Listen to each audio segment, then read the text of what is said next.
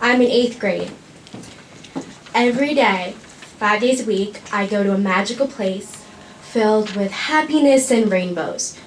No, I'm just joking. More like hormones and drama. Most people know this as middle school. In middle school, you are expected to have responsibility and people have certain expectations of you.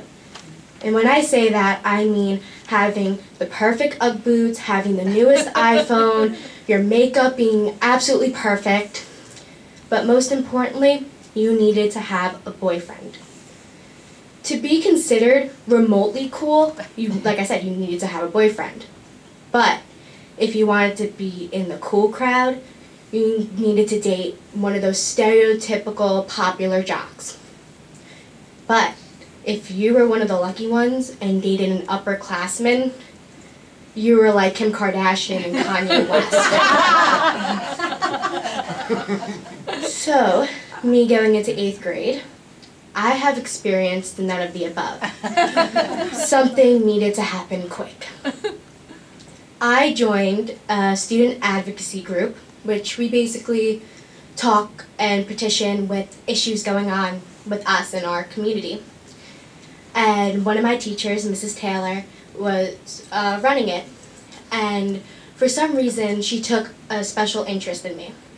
I suppose it was because my mom passed away when I was in 4th grade. I'm really not sure. But I soon came to find out that Mrs. Taylor had another hobby besides being a hardcore activist. I went, and it was our first task we had to do, and I had to go to the musical at the middle school, which was The Wizard of Oz. And she paired me up with a boy, Eric.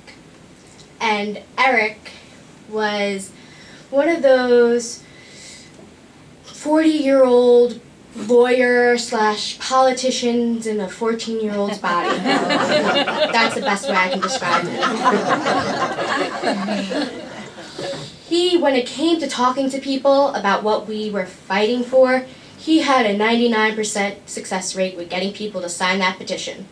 And then there was me, who had no idea what I was doing and was lucky enough if I even knew what day it was.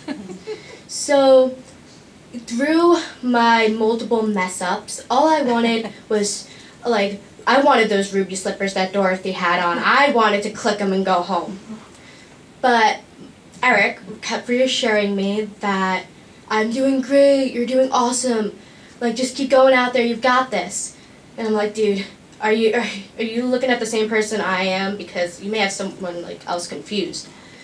But then, as the musical was going on, we got to know each other. We started talking about sports we play, hobbies we like, and I started getting a gut feeling that, hey, maybe this guy likes me. And Mrs. Taylor also had the same intuition, because days would go by, and even in class we had her as a teacher, so she would pair us up together. And my friends, they even got a little bit of an intuition, because they would run to me and be like, Michaela, Eric was talking about you in art today. He totally likes you. Okay, cool. So a couple more weeks go by, and I have very few talents, but one of my most done and well-known talents is procrastination. So I'm supposed to be doing my homework, but instead I'm texting, and I get a message from Eric. And soon enough, we go into this conversation, and I ask him what his favorite music is. He says Imagine Dragons. He asks me my favorite hobbies, and I say writing. And he says to me, texts me back, oh, I would love to read something you wrote. And to me, I'm like, ooh, does he want to go out with me? What is this? So a couple weeks later, it's almost Valentine's Day, and February is a very difficult month for me because the day right before Valentine's Day would be 4 years since my mom passed away. So I just wanted to get done with that month. But soon enough, February 13th rolled around, and I went home and was just watching TV, and I get a text of 3 pictures, one of Frozen, catching fire, and paper towns. And below, Eric says,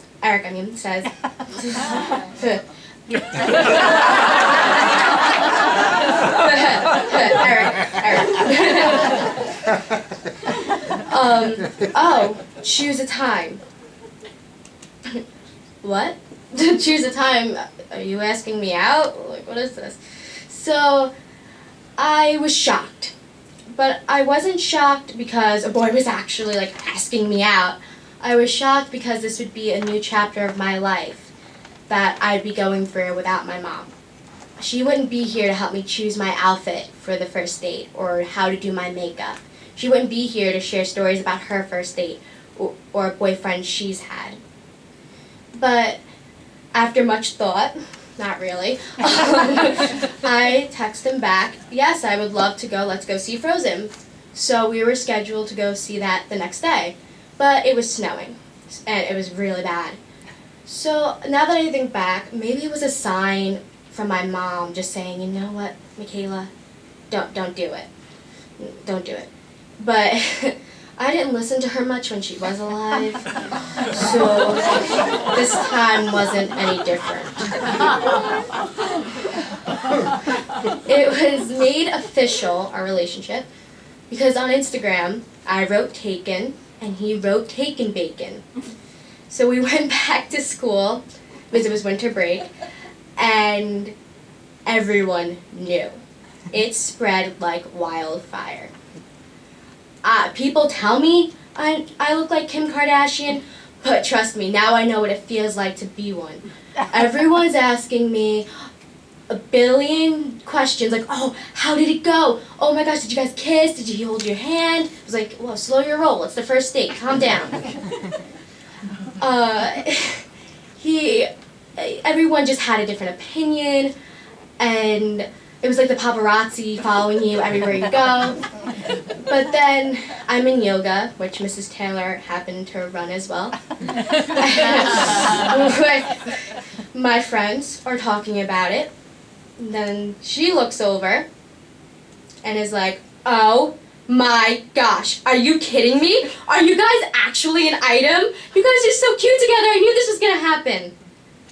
Okay. Yeah, great, cool. Yeah, we're an item. I guess she could say that. She was more excited than I was. So, a month goes by in our relationship, and my friends put their 2 cents in.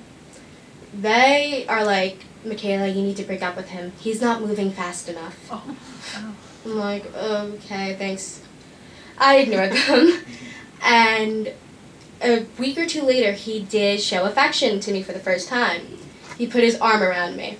And I was expecting, like, sparks and fireworks. But that's not what I was feeling.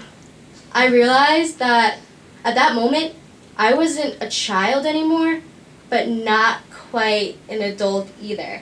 The realization came in that I'm in that time where things are going to be, I want to be a child one day, but an adult the next. So a couple weeks do go by after that, and we go on another date, and my friends start giving me advice because they think he's going to kiss me. So they tell me to put lip balm on, make sure you drink plenty of water, have mints handy. But a few weeks later, I did not need to use any of those tips because Eric and I broke up on mutual terms. Now that I look back, I don't know if I was in this relationship because I genuinely had feelings for him, or if I wanted to just fit in or just have the experience. But this has made me also realize that if I'm thinking that, then I'm not mature enough to be in this kind of like relationship. So for now, I'm not, taking bacon is nice, but for now I think I'll just stay a single Pringle.